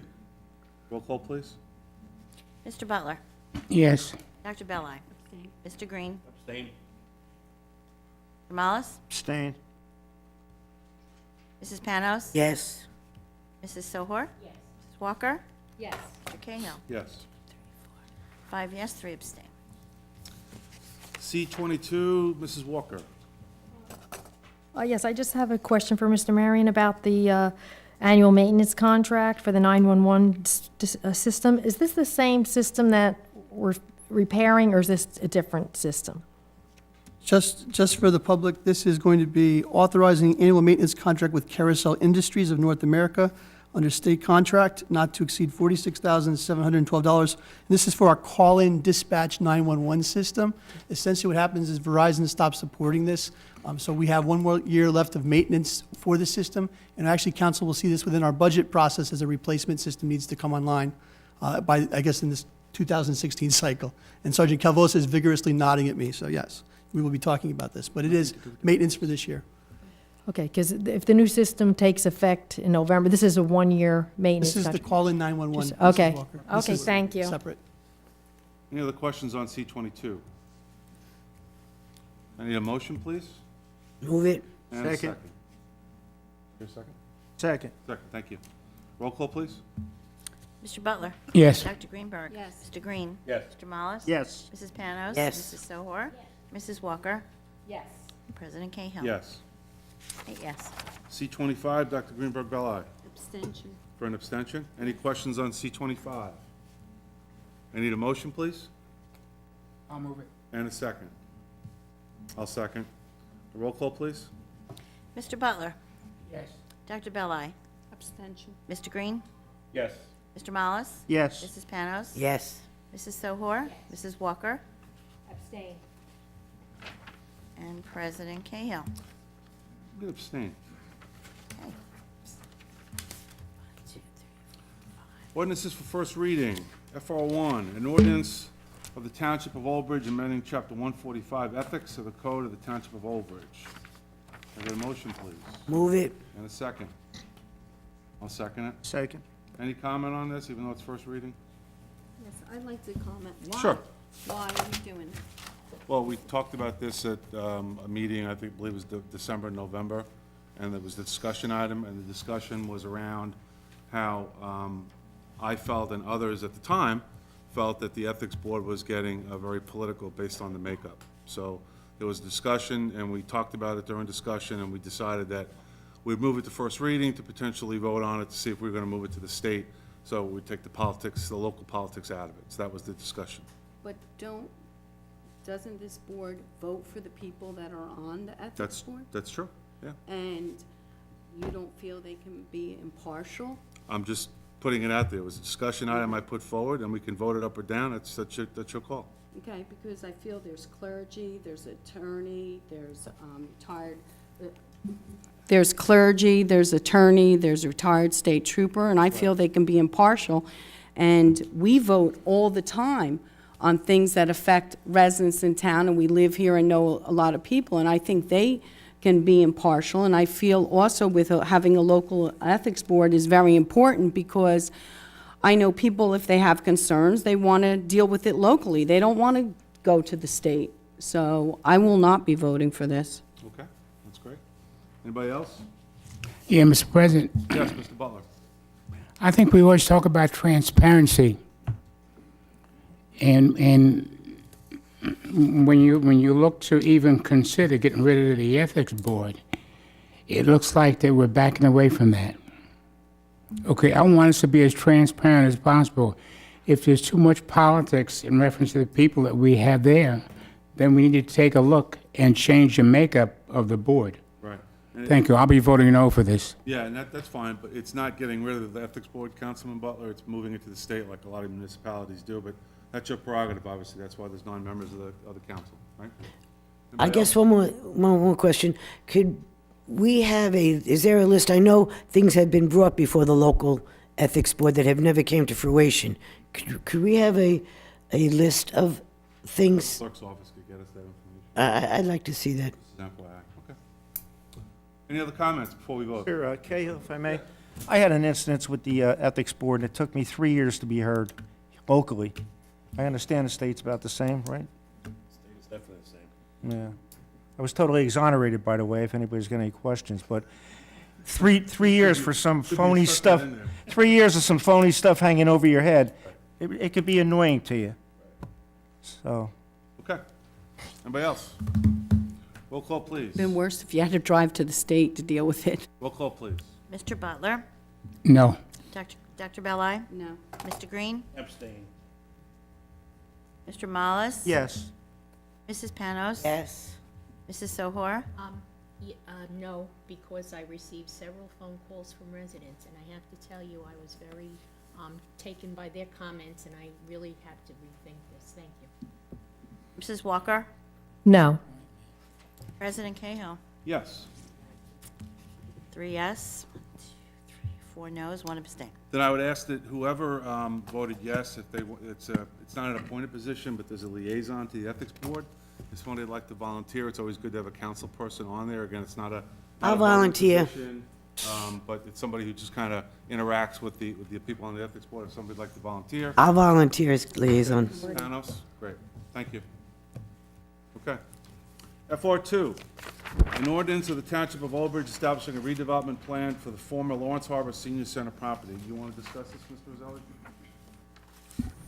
I'll do my best. Yeah, give you a voice. Yeah, if you may recall, last summer, council asked the planning board to undertake a study to determine whether or not we're referring to as the Lawrence Harbor Parkway redevelopment area, which was, I guess, an old senior citizen building, should be determined or designated as an area in need of redevelopment. The planning board and Mr. Rizzo undertook to do that study, and they determined that, in fact, it qualified for an area in need of redevelopment. And one of the impetus behind that area is that obviously the old, when it was used as a senior center, had been closed for years. There's a lot of problems associated with the site, including cleanup. There may have been finding some mold and some other issues associated with the site. So therefore, the planning board undertook the study. They determined it to be an area in redevelopment. Was then sent back to this council. The council later adopted a resolution, again, I think also in July, approving the designation of an area in need of redevelopment. So what you have before you is a redevelopment plan that was put together by Mr. Rizzo that basically incorporates the, if you may recall, Habitat for Humanity appeared before the Township Council and did a proposal with respect to housing where they'd provide, I believe, up to 9 units. And these are not rentals. These are going to be ownership units, I believe. And again, I think when you look at the site, there's residential uses there. It's a site that obviously needs to be improved, and we have someone who's willing to do it. So I think overall, it's a good plan, and it's one of the, as part of our, and we'll be talking about this in executive session, as part of our affordable housing litigation, we've included these homes as part of our requirements to meet our affordable housing obligation. So certainly, again, I would urge council to not only introduce the ordinance, but when we come back for second reading for adoption, because it's a worthwhile project that'll help our residents, especially down Lawrence Harbor, and especially veterans. Thank you, Mr. President. Thank you. Yeah, it was I think it's a really worthwhile project. We've had a number of presentations on it. It does help with the call requirements, which is also helpful.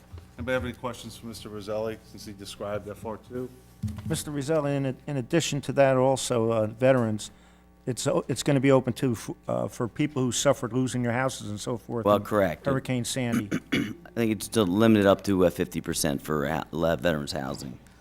Can I get a motion, please, on FR2? I make a motion. Can I get a second, please? I'll second it. Roll call, please. Mr. Butler? Yes. Dr. Belli? Yes. Mr. Green? Yes. Mr. Mollis? Yes. Mrs. Panos? Off days.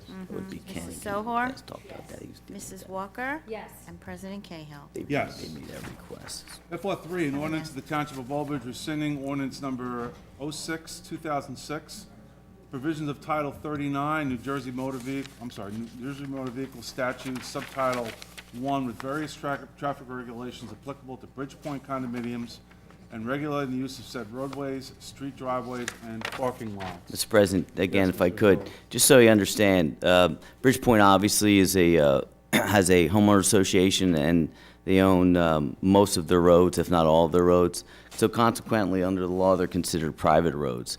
And when there's a entity that owns, whether it's could be private roads, it could be a parking lot, for instance, if you have commercial development, that owner can request that the town undertake to enforce Title 39. Title 39 are your motor vehicle laws.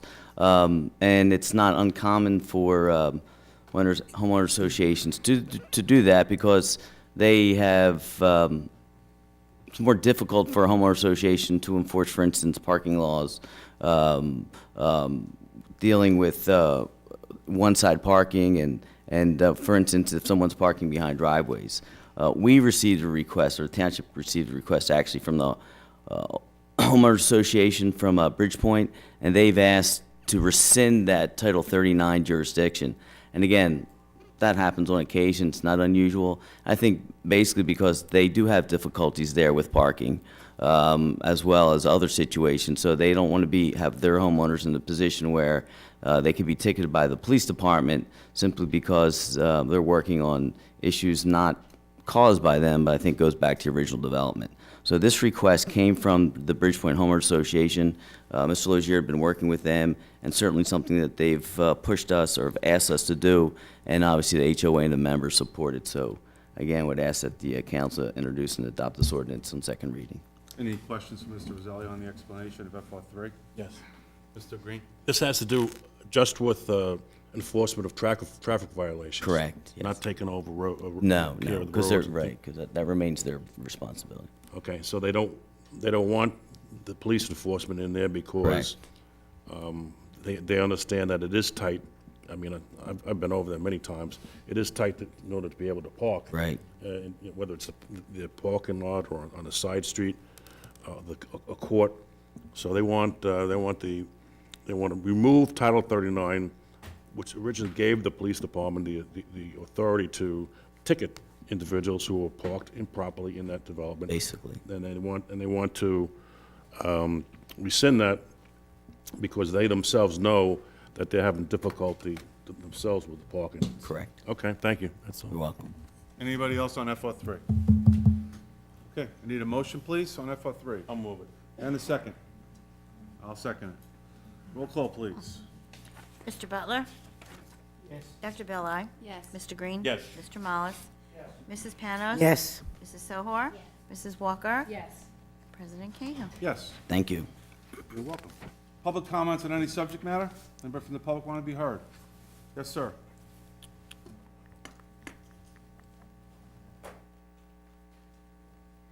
State your name and address for the record, please. My name is Robert Thompson. I'm from Cliffwood Beach, and I just, it's more information than anything else. I wanted to know, maybe Mr. Marion or the mayor or with the council, whoever's familiar with the situation. When a home becomes well, I'll give the example. There's been a home in Cliffwood Beach for several years, and the police were called there a million times in the past. The house was finally vacated, and the house has been in disarray, and it's fallen down, and there's rodents and everything over there at this time. Is there any procedure we have to get that house, like, knocked down, like you were talking about knocking houses down in Paul's Beach or whatever? I had heard at one time there was a knockdown order on it, but then I never heard anything else after that. Do we have something in place to handle that?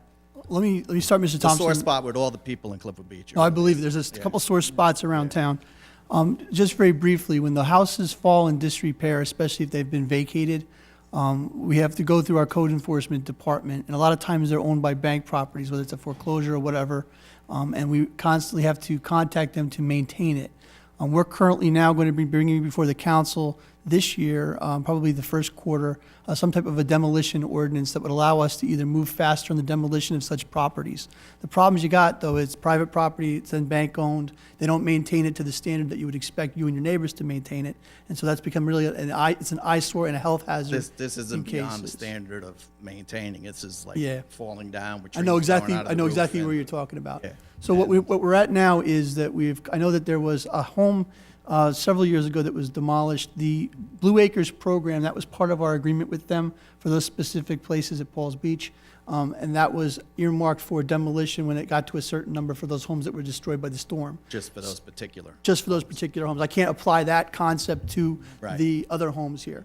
But there are ordinances, I think we've had 4 or 5 sample ordinances that would allow for us to move forward with demolition. I still have got to review those with the attorney's office and come up with something. But we have a couple of homes in particular. If you see, and you mentioned rodents or rodent harborage, Right. what happens is we've gone out and secured properties, and we had a certain place, there's a couple homes that ring true Well, that- regarding the storm damage, especially with the Right. snow and things. But That has all been done, but this is like 5 years since the house I has been understand, boarded up. yeah, it's a difficult And process. It was a sore spot for the people watching the drug traffic go in and out of it for years. And the police were called, they always responded, and if I gave them the address, they know that they were there 100 times. Sure. And now there's people living next door to it, 2 women, hardworking women, live next door to this house. Their house just got foreclosed on because they couldn't sell their house because this disaster was sitting next to them. Yep.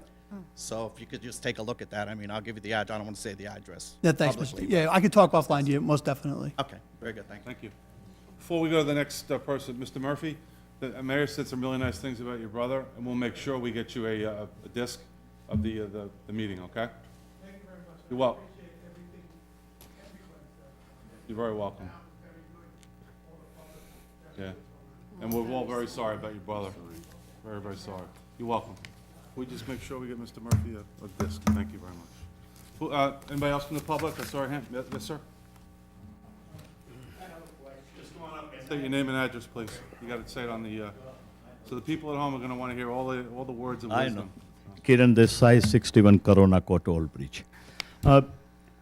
If I can reserve my questions or comment after your D1 update, because I have something against for that subject. That's going to be next. Yeah, so can I come back after that? Sure, Okay, sure, thank you then. absolutely. Yeah. Yep. Anybody else from the public want to be heard? Yes, please. Just name and address, please. Marianne Sweet, 1 Pennsylvania Drive, Cheesequake Village. I'd just like to let you know that I think the Ethics Board should be kept in the township and not bring it over to the state. I think with the people who are on it, the different clergy, we certainly can respect their opinions. I think we should keep it in our own house and not bring it to the state. Thank Yeah, you. so that ordinance actually failed, so it will be kept in town. Appreciate it. You're welcome. Thank Any other public comments? I'll close the public portion, and we're going to go to the discussion item, which is the Old Bridge Community Energy Aggregation Program. A status update. Mr. Marion? Thank you, Council President. As I stated earlier in the administrative report, we have sent out, our South Jersey Energy has sent out notifications and opt-out notices to all of the customers in Old Bridge for our Old Bridge Energy Aggregation Program. I'd like to introduce, or reintroduce, because he's on TV now more often than me maybe, Mr. Bob Chilton from Gable Associates. Gable Associates was retained by the township as an energy consultant, specifically for energy aggregation. And again, we've seen them several times over the years, but when we actually awarded this contract, the time and the pricing and the market conditions were right to allow our residents to save money. So, Mr. Chilton, welcome and thank you. Thank you. Thank you, Mr. Marion. Good evening, members of the council. So, just a brief recap, and I can answer any questions and get into more detail. But this process started about a year ago, where we started a bid process under the state's government and energy aggregation rules and law. We did an initial bid in March, and the bids were not overly impressive. I think they resulted in about a 1% savings, so no award was made at that time. An eye on the energy markets. The energy markets improved significantly through the summer and into the fall. So we reissued the bid in October. In late October, the bids were accepted, and a contract was awarded to South Jersey Energy, which was the low bidder, representing a price of about 15% below the JCP&L tariff price. So the price at about 8.6 cents would give about a 15% discount below the JCP&L tariff price for power supply. Under this program, under South Jersey's Energy's power supply or any other third-party power supplier, JCP&L is still the delivery company. They're still responsible for maintaining the wires, for coming out responding to outages. Nothing changes there. Customers who participate will still get one single bill from JCP&L. It'll simply be a new line item for power supply at a lower price. Under the bid specifications, anyone who has budget billing with JCP&L will maintain budget billing. South Jersey Energy is required to calculate a new lower budget amount for the power supply portion. Other questions that come up, if for those folks that are on some type of low-income heating assistance program or lifeline assistance program, those are administered through JCP&L, through the bill, so nothing changes there again. That credit will still appear on folks' monthly electric bill. We're in the stage of the process now, as Mr. Marion mentioned, under the state's rules. Once a contract is awarded, there's an opt-out notification letter that is sent to all residents who are eligible customers. And just to define what an eligible customer is, it's any resident in town provided on the list provided by JCP&L that does not already have a third-party supplier contract. If someone already has a contract with another supplier, they're not included in this program. They're certainly welcome to join in and opt into the program, but they're not initially included in the eligibility pool. Also removed from the initial eligibility pool were those folks that have solar systems on their roofs. After some analysis of that, we've really reached the conclusion that those folks who rely primarily on net metering, it's called, where they get credits through the JCP&L bill for their solar power, they're really better off not being on a program with a third-party supplier. They really do better just sticking with JCP&L. So under the state's rules, after the contract award, this letter goes out. We try to provide as much information as we can within that one-page letter. There is once the letters are sent out, which was right after New Year's, there's a 30-day initial opt-out period where anyone who wants to opt out can get out of the program.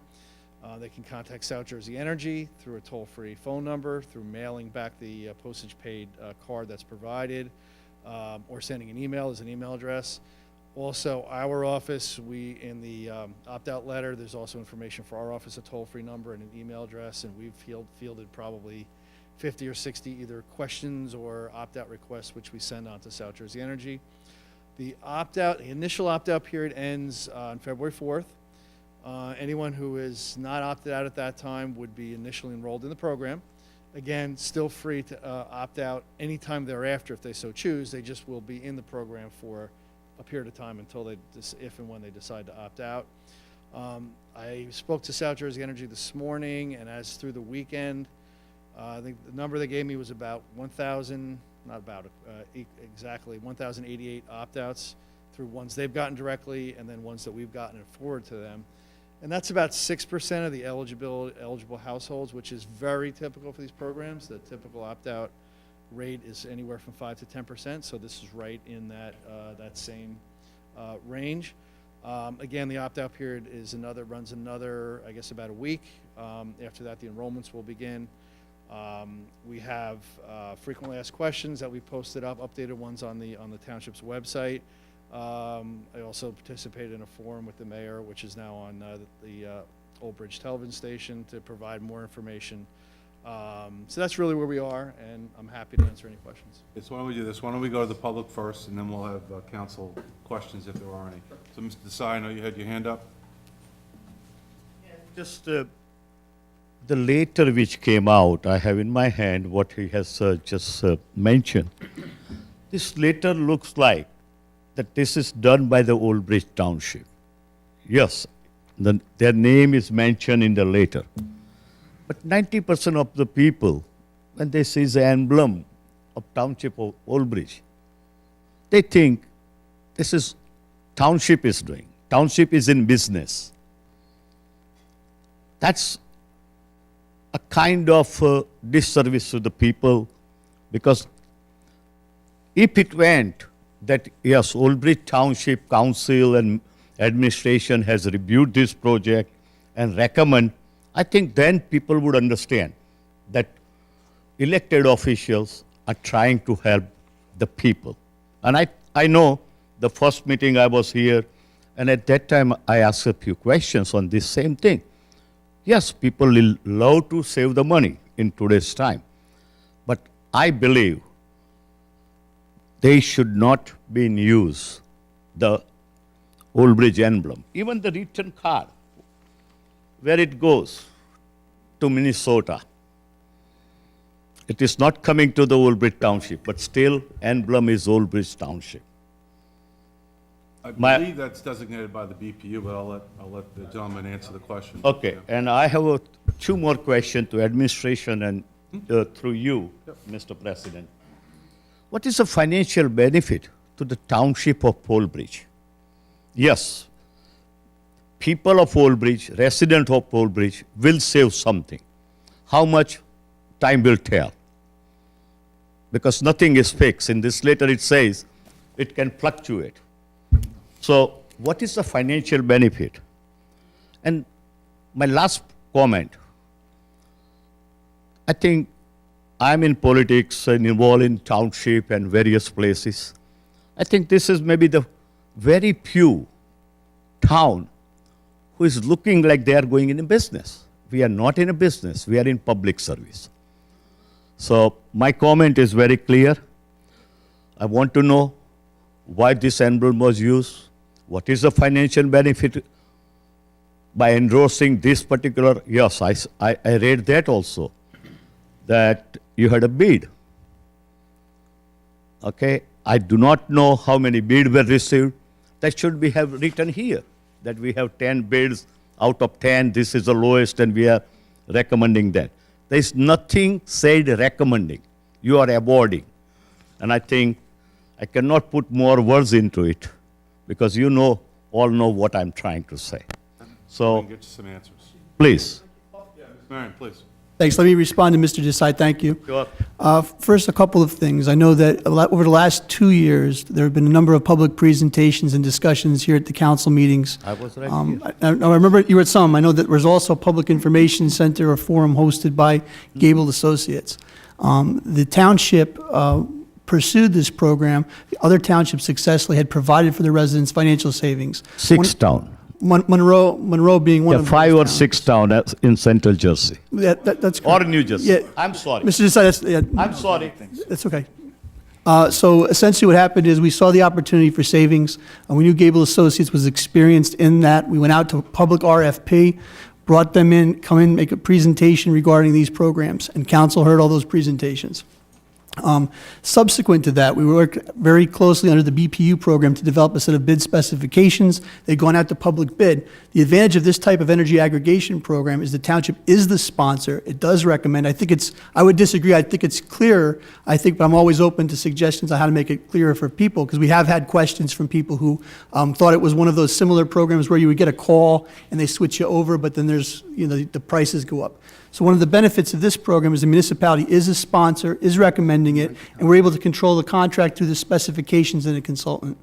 For financial benefit here, I'm going to say there's no financial revenue that's generated to the township. This is for the residential program. Happy residents who are saving money, I think, is a benefit to all of us. But I think that there's a lot of controls here that allow for, under this BPU statewide program, to take advantage of those savings. So the seal is on there to show it's a township sponsored, although some people remember the old seal with the brown and the yellow colors, now the blue seal. This must be something else or a fabrication. So we've learned a little bit through the process. But I want to be clear on what this was. And I think from the public standpoint, there's been numbers of presentations, a number of different availability of us and consultants to explain that. So I would ask Council President, Mr. Chill, you can address the state piece of it. Yes, I'll take the questions one at a time. So the first one is the use of the Old Bridge logo on some of the letters and the return address. So as Council President indicated, the letters themselves are actually submitted through the BPU for their review and approval. And they have a very strict template, that they require with the specific information. And also, in conjunction with the BPU, over time, the messaging and the content and the formatting has evolved based on experience. And one of the major reasons why the township logo and name is prominently displayed is that prior to that use, there was a lot of confusion from customers that this might be some kind of a scam. So actually, it was really a very specific reasoning for including that so that folks would feel more comfortable that this was endorsed by the township.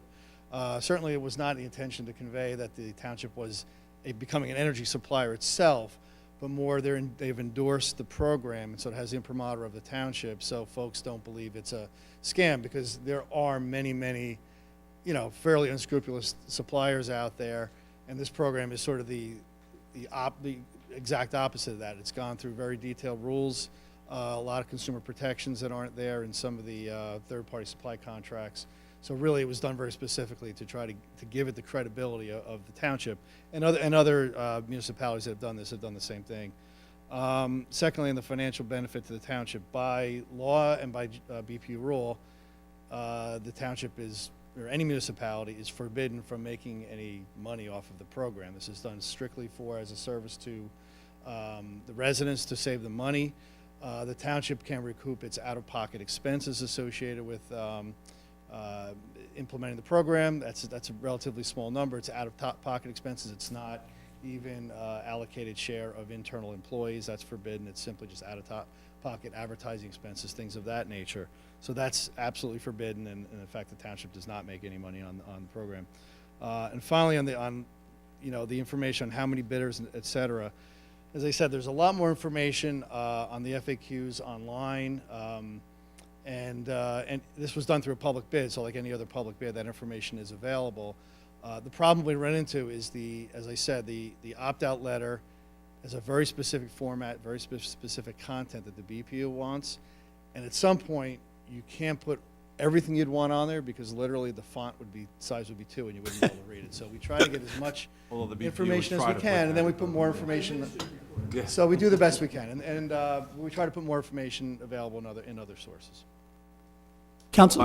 Mr. Desai, did that answer your questions? I think, let be clear, I had no problem with this program. I understand how the electricity rates are going on now. So I'm not opposing this program in principle. You just had some My comments. only, and it is not signed by administration or anybody. Right. That's You my understand that the BPU, Yeah. that's the way the BPU set this up though, right? But that if we knew, people as a resident, So I did not know. We'll learn from it, we'll give the BPU some Thank you. feedback. Thank you. Thank you. Yes. Mark Rizzoli once again. The reality of it is the seal belongs to the town, not the supplier. You should have been able to opt in, not opt out. If it's such a great program, people shouldn't be automatically opted into it and have to opt out. Okay, it's my time of the day I had to contact different people to opt out. Everybody should have been given the ability, if it's such a great program, opt in, that's the end of it. Thank you. BPU designates the plan. It wasn't something we. You should be more. BPU designates the plan, the opt-out plan. We did not come up with this. This is designated by the BPU. Okay, but you were a former commissioner of the Utilities Authority. You should have more knowledge of it. It wasn't something that the township came up with. This is designated by the BPU. So that's the process. So I know, we but the didn't- letter we didn't- was very deceiving. The Sorry? letter was deceiving to some people. Some people, potentially, yeah, about 1,060 or 1,080. That's why the supplier shouldn't have been using the seal. And people should, if it's such a great program, Your tell opinion. everyone, you want to opt in, opt in. That's your opinion. Thank you. Anybody else from the public want to be heard on this particular item? Yes, sir. I just have one question on Yep. Do I have to say my name again? No, I think I know who you are by now. Is the rate that Old Bridge is going to get based on how many people don't opt out?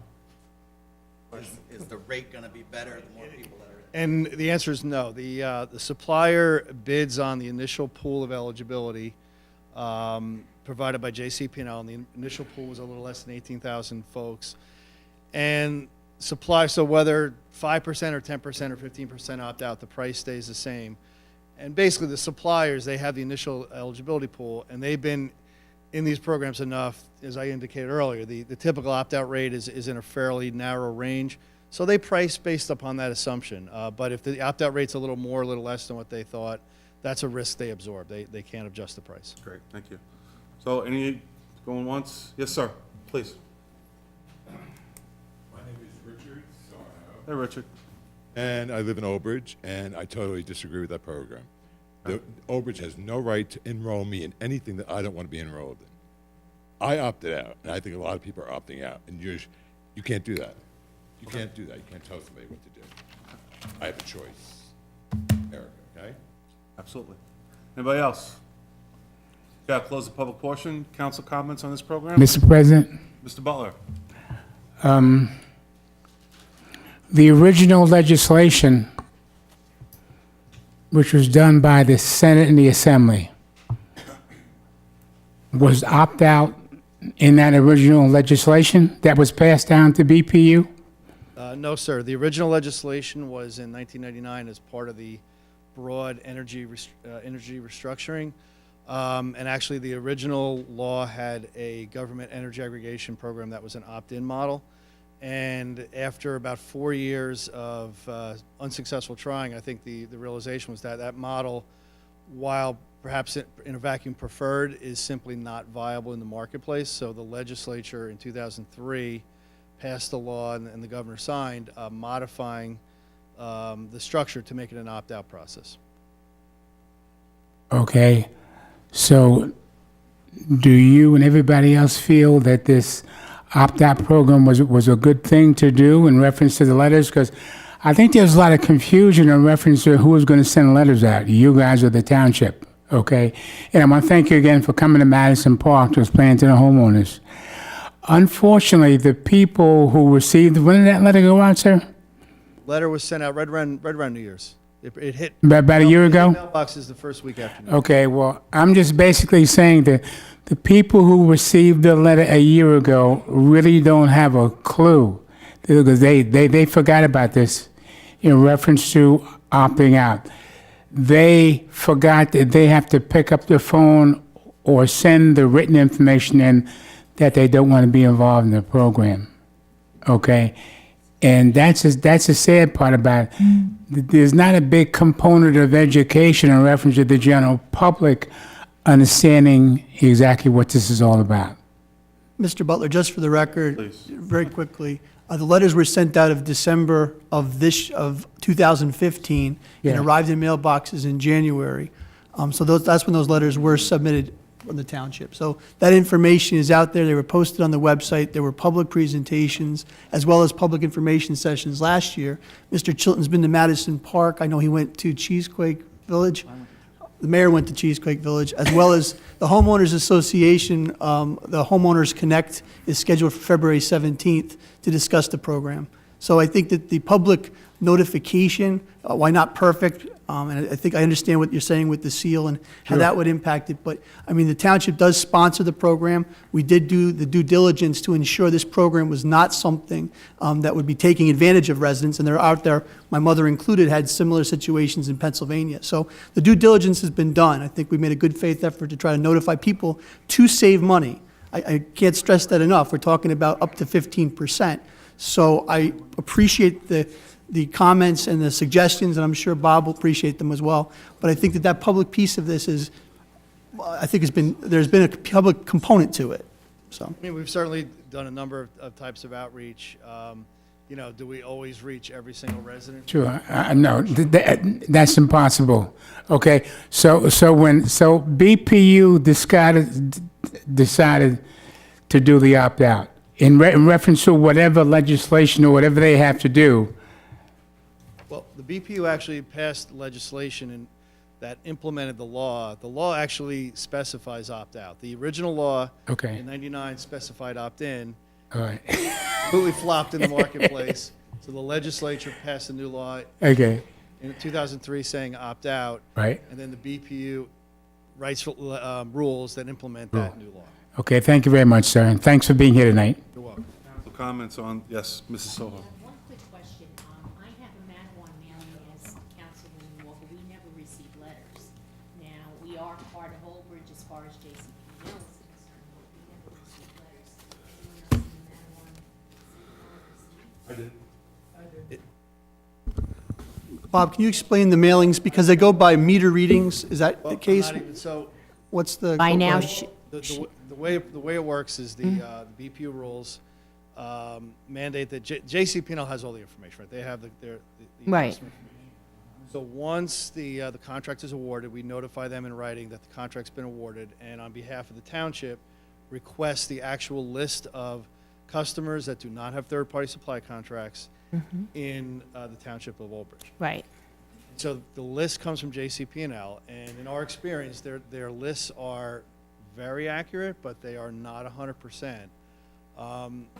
Because you're right, very few towns are defined by a specific zip code, mail routes, town names. So the lists are provided by JCP&L, and they have accounts coded in their system by political subdivision to the extent they have gathered the information. In our experience, it is very accurate, but again, not 100%, and that's why we try to get word out and always indicate to folks that you can opt into the program. If for whatever reason you weren't in that list, if you want to get in, you can certainly opt in, because for those folks who we don't have their information, it can't be opt out because we don't have their information. Right. I was just concerned because I live in a development and there's 200 condos there. Nobody got anything. So I think that, people are going to be a little, that they didn't hear anything. Is there any way to find out you didn't, her as well? Sure. So there's a link on the township's website which has program announcement and frequently asked questions, and it's probably about 7 pages or so with a lot of information, including how you contact either our company, who we would pass it on to South Jersey Energy or South Jersey directly. There's also the television program that we did. The numbers are running on that as well with the mayor's TV show. Bob, if I could just make a suggestion to Mrs. Sohor, if there's a specific development or addresses, please give that to us. We'll make sure that gets out there. Maybe we can work with them to come up with something. Especially a larger group. What you just said with developments not receiving. Yeah, I don't know if, I've not heard that yet. Yeah. But let's see if we can't get the word out. Right. Okay, thank you. Council comments on this? I'll just close it by saying that I think this is a good program. I understand there is some concern from members of the public because of the energy industry, if you will, and some of those third parties that really aren't good actors, if you will. But I just want the public to remember, and you stated this, their provider does not change. JCP&L is still your infrastructure company. They're still your biller. So if the lines go down, JCP&L is there. There's no priority list. As I've had questions to me saying, gee, if we do this, if we go to this, does JCP&L now treat us differently? You're still a JCP&L customer. JCP&L right now does not produce energy. They're an infrastructure company. So all we're doing is actually changing the producer to get a better rate to go through the lines to the public. So I think it's a great plan. And again, it's an opt-out program. If people don't want to participate, that's their privilege. But I think it's a really good plan, and we need to move forward with this. So, good job. So I appreciate your taking the time to come talk to us. And anything else from the administration on this? Great. Okay. Thank you. All right. So I jumped around a little bit because I wanted to get the discussion item out of the way. So we'll go back to the appointment, please. There's an appointment for a zoning board adjustment alternate 2. Any nominations? I'll nominate Virginia Kilduff. She submitted a resume a couple months ago. Oh, good. Yeah. Any other nominations?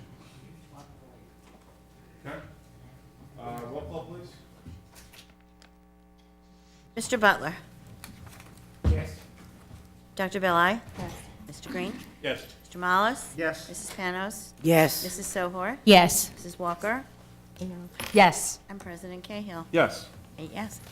Okay, we're going to be going into executive session. Are we coming back to vote on anything? Okay, Mr. President. Oh, I'm sorry. Mr. Butler, I do apologize. Hold on one All second. right, Mr. President, I just have an announcement to make. Former Mayor Sonia Feinberg, she was mayor during the 80s. Her husband passed away last Friday, Nick. He's going to be waked at the Old Bridge Funeral Home tomorrow from 2 to 4, 7 to 9. If you can make it, I'm sure she'd appreciate it. Thank you very much. And I apologize, Mr. Butler, you did ask me. to- That's okay. Yeah. That's okay. Mr. President, could I have we need a motion, pass resolution, go into executive session Need a motion, please? for to go into purpose executive? discussing the following matters: sale of township property, CBA, collective bargaining agreement negotiations update, and affordable housing litigation. I have a motion, please? I moved it. And a second? Second. Motion and a second. Roll call to go in executive. Are we coming out? Well, to vote? no, we're We're adjourning. not coming out to vote on anything. Okay. Roll call, please. Mr. Butler? Yes. Dr. Belli? Yes. Mr. Green? Yes. Mr. Mollis? Yes. Mrs. Panos? Yes. Mrs. Sohor? Yes. Mrs. Walker? Yes. And President Cahill. Yes. 8 yes. Good evening, everybody.